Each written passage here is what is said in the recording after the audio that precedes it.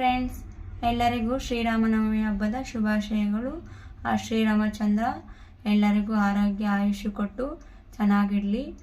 ಶ್ರೀರಾಮ ಜಯ ರಾಮ ಜಯ ಜಯ ರಾಮ, ಶ್ರೀರಾಮ ಜಯ ರಾಮ ಜಯ ಜಯ ರಾಮ. ಈ ರೀತಿ 101 ಬಾರಿ ದಿನ ಪಠಿಸಿ. ದೇವ್ರಿಗೆ ಒಳ್ಳೇದು ಮಾಡ್ತಾನೆ ಮತ್ತು ಆರೋಗ್ಯಕ್ಕೂ ಒಳ್ಳೆಯದು. ಇವತ್ತು ನಾನು ನೀರು ಮಜ್ಜಿಗೆ ಪಾನಕ ಮತ್ತು ಹೆಸರುಬೇಳೆ ಮಾಡ್ತಾಯಿದ್ದೀನಿ. ರಾಮನಿಗೆ ಪ್ರಿಯವಾದಂಥ ಅಡುಗೆಗಳಿವು. ಬನ್ನಿ ಹೇಗೆ ಮಾಡೋದಂತ ತೋರಿಸ್ತೀನಿ. ಹೆಸರುಬೇಳೆ ತೊಗೊಂಡಿದ್ದೀನಿ, 2 ಅವರು ನೆನೆಸಿಟ್ಕೊಂಡಿದ್ದೆ.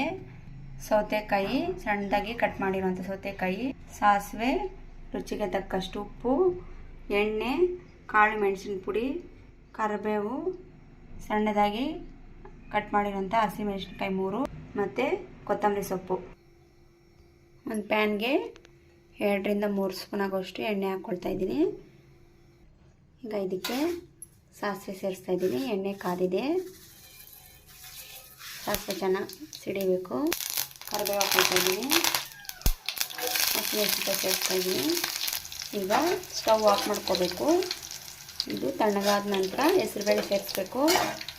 ಈಗ ಇದಕ್ಕೆ ಹೆಸರುಬೇಳೆ ಸೇರಿಸ್ತಾ ಇದ್ದೀನಿ. ನೆನೆಸಿರೋಂಥ ಹೆಸರುಬೇಳೆ ಚೆನ್ನಾಗಿ ನೆಂದ್ರೇ ಹೆಸರುಬೇಳೆ ಟೇಸ್ಟು. ಮಿಕ್ಸ್ ಮಾಡ್ಕೋಬೇಕು. ಈಗ ಇದಕ್ಕೆ ಕೋಸಂಬರಿ ಸೇರಿಸ್ತಾ ಇದ್ದೀನಿ. ಇದಕ್ಕೆ ಸೌತೆಕಾಯಿ ಸೇರಿಸ್ತಾ ಇದ್ದೀನಿ ಕೋಸಂಬರಿಗೆ. ಈಗ ಇದಕ್ಕೆ 1 ರಿಂದ 2 ಸ್ಪೂನ್ ಆಗೋಷ್ಟು ಉಪ್ಪು ಸೇರಿಸ್ತಾ ಇದ್ದೀನಿ. ಮಿಕ್ಸ್ ಮಾಡ್ಕೋಬೇಕು, ನೀಟಾಗಿ ಮಿಕ್ಸ್ ಮಾಡಬೇಕು. ನಂತರ ಇದಕ್ಕೆ ಪೆಪ್ಪರ್ ಪೌಡರ್, ಕಾಳು ಮೆಣಸಿನ ಪುಡಿ ಸೇರಿಸ್ತಾ ಇದ್ದೀನಿ. 1 ಸ್ಪೂನ್ ಆಗೋಷ್ಟು ನೀಟಾಗಿ ಮಿಕ್ಸ್ ಮಾಡ್ಕೋಬೇಕು. ಸೊಪ್ಪು ಹಾಕ್ಕೊಳ್ತಾ ಇದ್ದೀನಿ. ಈಗ ರೆಡಿಯಾಗಿದೆ. 1/4 ಲೀಟ್ರು ಮೊಸರು ತೊಗೊಂಡಿದ್ದೀನಿ. ಹಸಿಮೆಣಸಿನ್ಕಾಯಿ 2 ಸಣ್ಣದಾಗಿ ಕಟ್ ಮಾಡಿರೋಂಥ ಹಸಿಮೆಣಸಿನ್ಕಾಯಿ, ಶುಂಠಿ ಸಣ್ಣದಾಗಿ ಕಟ್ ಮಾಡ್ಕೋಬೇಕು, ಕರಿಬೇವು, ರುಚಿಗೆ ತಕ್ಕಷ್ಟು ಉಪ್ಪು, ಸಾಸಿವೆ, ಎಣ್ಣೆ ಮತ್ತು ಕಾಳು ಮೆಣಸಿನ ಪುಡಿ. ಮೊದಲು ಒಂದು ಬೌಲ್ಗೆ ಮೊಸರು ಸೇರಿಸ್ತಾ ಇದ್ದೀನಿ. ಮೊಸರಿಗೆ ನೀರು ಆ್ಯಡ್ ಮಾಡಬೇಕೀಗ. ನಾನಿಲ್ಲಿ 1/4 ಲೀಟ್ರ್ ಮೊಸರಿಗೆ 1/4 ಲೀಟ್ರ್ ನೀರು ಸೇರಿಸ್ತಾ ಇದ್ದೀನಿ.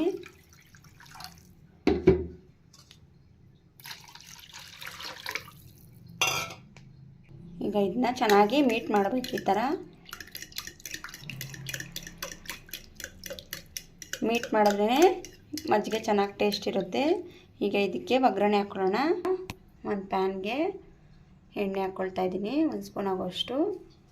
ನಾನಿಲ್ಲಿ ಮಾಡ್ತಾ ಇರೋದು ಮಸಾಲ ನೀರು ಮಜ್ಜಿಗೆ, ಚೆನ್ನಾಗಿರುತ್ತೆ.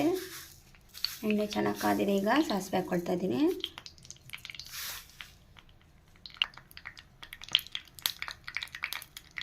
ಈಗ ಸಾಸಿವೆ ಸಿಡಿದಿದೆ. ಈಗ ಕರಿಬೇವು ಹಾಕ್ಕೊಳ್ತಾ ಇದ್ದೀನಿ. ನಂತರ ಶುಂಠಿನ ಸಣ್ಣದಾಗಿ ಕಟ್ ಮಾಡಿರೋದು ಸೇರಿಸ್ತಾ ಇದ್ದೀನಿ. ಈಗ ಮಿಕ್ಸ್ ಮಾಡ್ಕೊಬೇಕು ನೀಟಾಗಿ. ನಂತರ ಹಸಿಮೆಣಸಿನ್ಕಾಯಿ ಸೇರಿಸ್ತಾ ಇದ್ದೀನಿ. ಸ್ಟವ್ ಆಫ್ ಮಾಡ್ಕೊಳ್ತಾ ಇದ್ದೀನಿ. ಈಗ ನಾನು ಮಜ್ಜಿಗೆಗೆ ಉಪ್ಪು ಸೇರಿಸ್ತಾ ಇದ್ದೀನಿ. 1 ಸ್ಪೂನ್ ಆಗೋಷ್ಟು ಉಪ್ಪು. ಈಗ ಇದಕ್ಕೆ ಒಗ್ಗರಣೆ ಸೇರಿಸ್ತಾ ಇದ್ದೀನಿ. ನೀಟಾಗಿ ಮಿಕ್ಸ್ ಮಾಡಬೇಕು. ನಂತರ ಕೊತ್ತಂಬರಿ ಸೊಪ್ಪು ಸೇರಿಸ್ತಾ ಇದ್ದೀನಿ.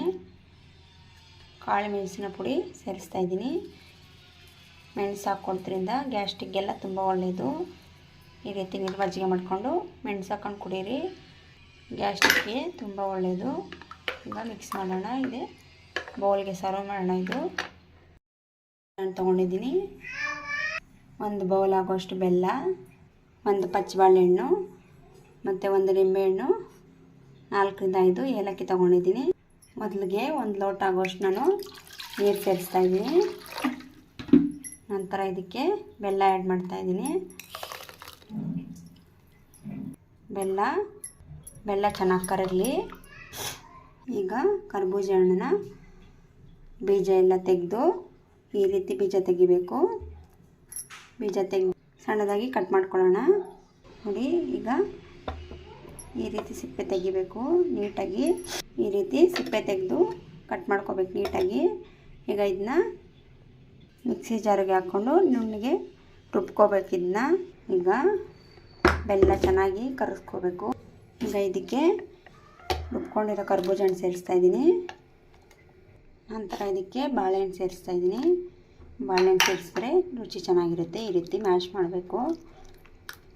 ಚೆನ್ನಾಗಿ ಈ ರೀತಿ ಮ್ಯಾಶ್ ಮಾಡೋದ್ರಿಂದ ಜ್ಯೂಸ್ ಚೆನ್ನಾಗಿರುತ್ತೆ. ಈಗ ಇದಕ್ಕೆ ಏಲಕ್ಕಿ ಪುಡಿ ಸೇರಿಸ್ತಾಯಿದ್ದೀನಿ.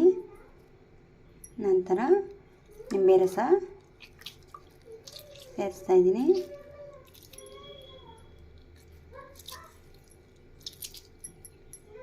ಈಗ ಇದನ್ನ ನೀಟಾಗಿ ಮಿಕ್ಸ್ ಮಾಡಿ ಲೋಟಾಗಿ ಸರ್ವ್ ಮಾಡೋಣ. ಮತ್ತು ಕೋಸಂಬರಿ ಮತ್ತು ನೀರು ಮಜ್ಜಿಗೆ ದೇವರ ಮುಂದೆ ಇಟ್ಟು ಪೂಜೆ ಮಾಡಿದ್ದೀನಿ. ದೇವರು ಎಲ್ಲರಿಗೂ ಒಳ್ಳೇದು ಮಾಡಲಿ. ನನ್ನ ವಿಡಿಯೋಗೆ ಒಂದು ಲೈಕ್ ಮಾಡಿ. Thank you friends.